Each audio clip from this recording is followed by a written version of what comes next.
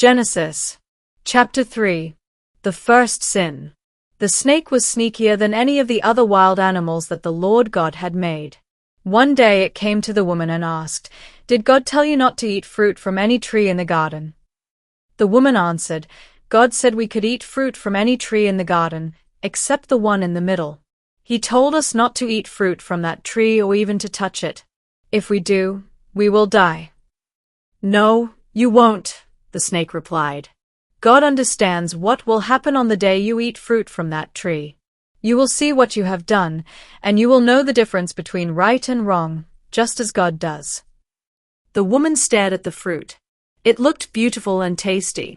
She wanted the wisdom that it would give her, and she ate some of the fruit. Her husband was there with her, so she gave some to him, and he ate it too. At once they saw what they had done, and they realized they were naked. Then they sewed fig leaves together to cover themselves.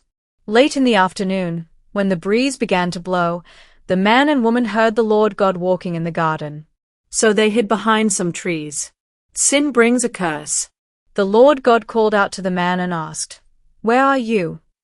The man answered, "I was naked, and when I heard you walking through the garden, I was frightened and hid."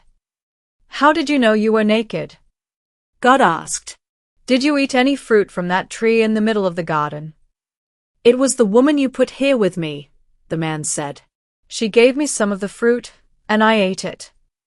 The Lord God then asked the woman, "What have you done?" "The snake tricked me," she answered, "and I ate some of that fruit." So the Lord God said to the snake, "Because of what you have done, you will be the only animal to suffer this curse. For as long as you live, you will crawl on your stomach and eat dirt. You and this woman will hate each other. Your descendants and hers will always be enemies. One of hers will strike you on the head, and you will strike him on the heel." Then the Lord God said to the woman, "You will suffer terribly when you give birth. But you will still desire your husband, and he will rule over you." The Lord said to the man, "You listened to your wife and ate the fruit I told you not to eat. And so, the ground will be under a curse because of what you did. As long as you live, you will have to struggle to grow enough food. Your food will be plants, but the ground will produce thorns and thistles.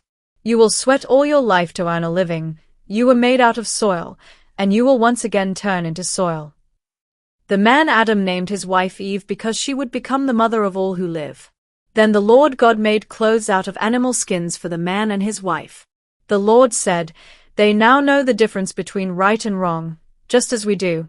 But they must not be allowed to eat fruit from the tree that lets them live forever."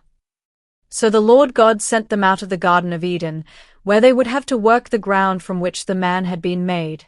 Then God put winged creatures at the entrance to the garden and a flaming, flashing sword to guard the way to the life-giving tree.